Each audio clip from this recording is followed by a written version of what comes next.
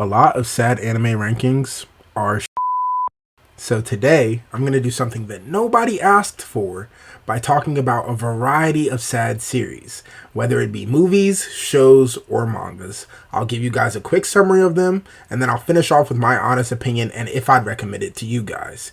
If you don't know me, I go by Jordan. We do anime, manga, and gaming content on this channel, but that's enough talking. Let's get into this video. So the way this is going to work is that I'm going to talk about 2 sad anime shows, 2 sad anime movies, and 1 sad manga.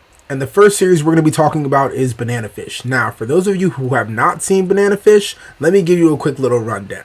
Like I said, we're going to be giving the quickest synopsis. The story is about Ash Lynx, a gang leader, as he uncovers this conspiracy around a mysterious drug named Banana Fish, how it brainwashes its users. Ash Lynx, our main character, had a brother affected by this, so obviously there's emotional ties to it. He's going to go hard to find the answers.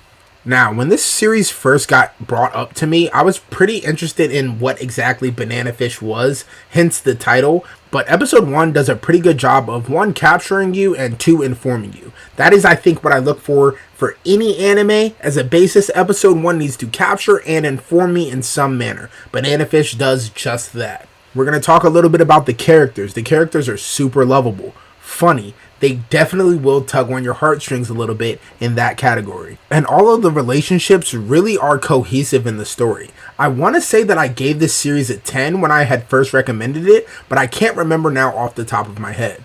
For those of you guys who were just watching me for the first time or don't know this bit of information, I actually run another series over on TikTok where I watch sad anime series and try not to cry. Banana Fish was one of the ones that was recommended to me. We hosted a couple watch parties for it and we watched it through.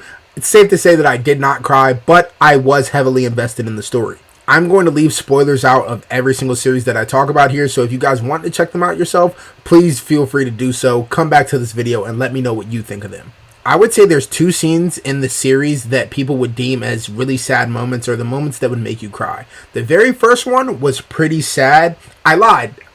There's 3. There's 3 right now off the top of my head that I thought about that were like, wow, this is actually really sad. The first 2 kind of got to me a little bit. I did not cry, but the feels were there. You feel me? That's as deep as I'll go. The feels were there. Like I said, I'm trying not to spoil you guys, but the first 2 sad moments definitely pulled on the heartstrings a little. Now, the last thing that was like the big thing, I guess, that would make everybody sad comes towards the ending of the series. And I want to say that for me personally, it didn't hit at all. And the reason being for it was sadly so predictable. I'm not even talking about from a standpoint of like, oh, I watch so much anime, I read so much manga, oh, I can foresee so much. No, like, it was just dead predictable. Like, I was like, wow, I know what's going to happen 3 episodes before it happens right here. And that was the only time in the series that I actually felt like that. So kudos to them for that specific, emotion of keeping the uncertainty alive. But right towards the end, it's like 2 episodes away, 2 or 3 from the ending, you're like, I know exactly what's going to happen. And then it happens and you're like, nah, it was sad, I guess. But overall, I think I had it really high. Like I was saying, I can't remember if I put it at a 10. If not, I would say it's an 8 through 10. And obviously, I would most definitely recommend this one to you guys. I love a good short series that can convey a really deep story in a short amount of time. Banana Fish does exactly that. It covers a lot of serious moments as well and talks a lot about trauma and things of that nature. So there is a trigger warning if you are sensitive to things like abuse, sexual assault, drugs, but nonetheless, it is a really great watch. Next up, we have A Lull in the Sea, which is a short anime show. Now, in my opinion, what I classify as short is something that you could finish in about 1 to 2 days. That is typically between 12 to 24 episode series. I think A Lull in the Sea passes that just by a smidge, which is like 26 episodes or so, but nonetheless, you could still finish it in a day or about 2. A Lull in the Sea follows the journey of befriending classmates, navigating through romances, and growing up amidst 2 worlds. Pretty much in A Lull in the Sea, it is a sea world and a world above. The story follows the students of the Sea World. Their school closed down, so they have to go up to the above world and enroll in school there. And it basically goes through, the crushes, the turmoil, things of that nature. I would say that I really did enjoy the series. It took me a little bit to finish the series, because it kind of got a little stale around the midway point for me. But I think probably my least favorite thing about the entire series is the fact that it's just so not rememberable.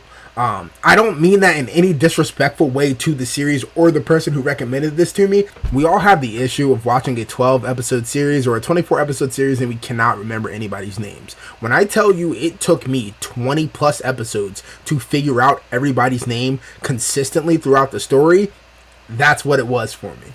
And I definitely will dock points in my rating for that. I think I have it around somewhere like a 6 because, like I said, it just was not that memorable to me. But all in all, not that sad either. I would say that it is pretty emotional, but in terms of making me cry, definitely not the case. Would I recommend it? I don't know if I really would. Like I said, I think it's just 6 for me. I have 5 being okay. I really don't think too much about it. 6 is a little bit above that. I'd say it was pretty cool. It was pretty good. If you have a lot of free time and you want something to watch really quick, really heartwarming, not too much too, I would definitely recommend A Lull in the Sea then. I think the lore is pretty interesting and the world building around it and the concept. So I gave it a point for that pretty much. Okay, next we are going to get into the sad anime movies. We are going to start with one of the most popular series, A Silent Voice. Now, I feel like A Silent Voice doesn't really need any introduction, but for those of you who do need one, I got you right here. Chill out on my laptop again. I probably know it's loud as hell and sounds like a fan. We'll turn the mic down maybe midway through the video and see if that helps. If you guys wanted an original synopsis about the series, I can definitely make another video going in depth of what I think it's about and its emotional themes. But for now, for all of the series, I'm just going to look up a synopsis and that's what I'm giving you guys. A Silent Voice is about a grade school student with a hearing impairment that is bullied and transfers to another school. Years later, the former bully is tormented by his behavior and set out to make amends. If you know me personally, you definitely know my opinions of this series. I am not that big of a fan of A Silent Voice. For one, do I think it's sad?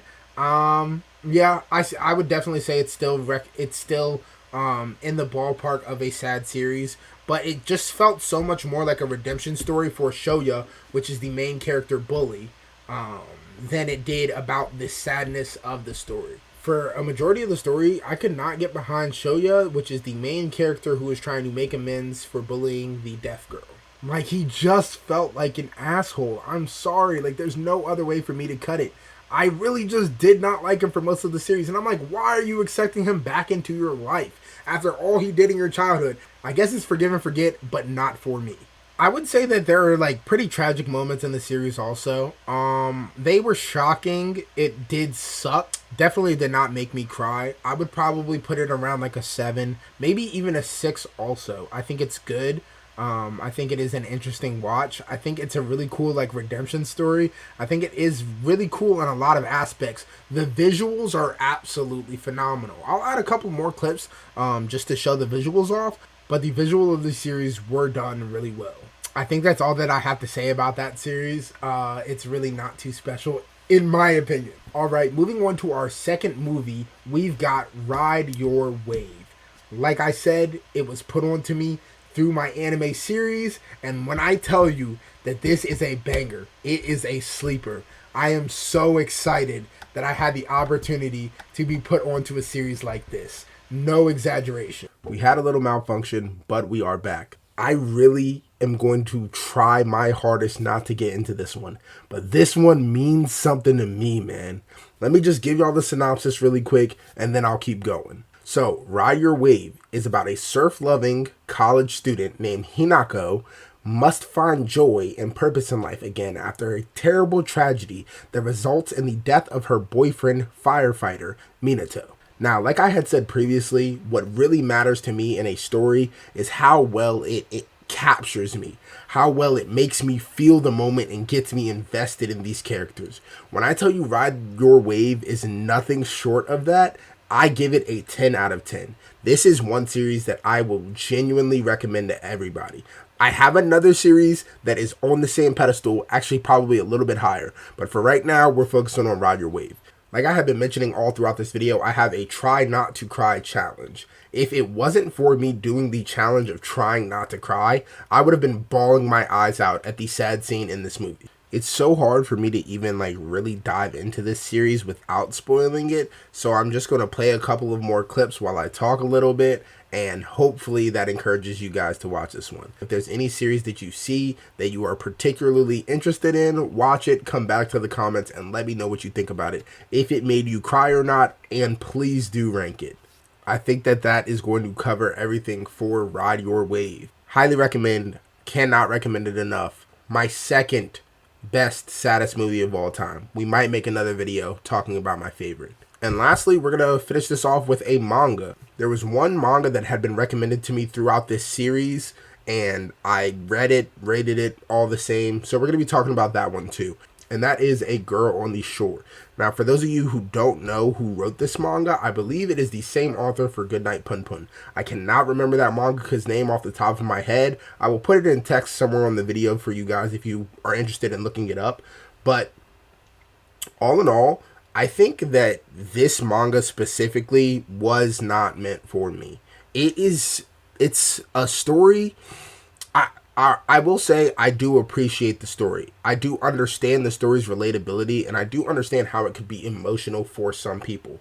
But for me, it just did not hit home whatsoever. I barely enjoyed the read, and I didn't even honestly rate it. I would recommend you check it out because it has this certain relatability and this very serious subject that if you have related to that in your real life, you will probably be heavily invested in the story. But around the time that the story takes place, what's happening in that character's life, none of that is really relatable to me.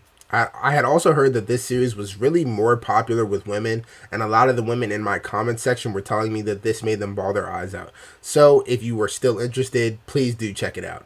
And I think that that's going to be it for this episode. I gave y'all 5 series. I believe that was 2 shows, 2 movies, and 1 manga. I will continue to keep that format if we ever go ahead and do more videos of this. But if you like anime and manga and there's a series that I missed, put it down in the comments. We can either make a separate video for it, or we can rate it in a video. We can do a whole bunch of ideas with it. Let me know if you want something specifically done with the manga that you're recommending me, and we can see what we can work out with that too. And lastly, before I get out of here, I do have a anime community Discord. Click the link in the bio, join the Discord. We talk about anime, we have watch parties, we host events. We're hopefully going to do another giveaway soon once we hit 200 members. We are close and coming up on that. I appreciate the hell out of your time, especially if you stayed all the way to the end. Leave a like, subscribe, and we are on the road to 500 subscribers. Hopefully we can hit that soon and keep going up from there. It's been Jordan. Peace out, y'all.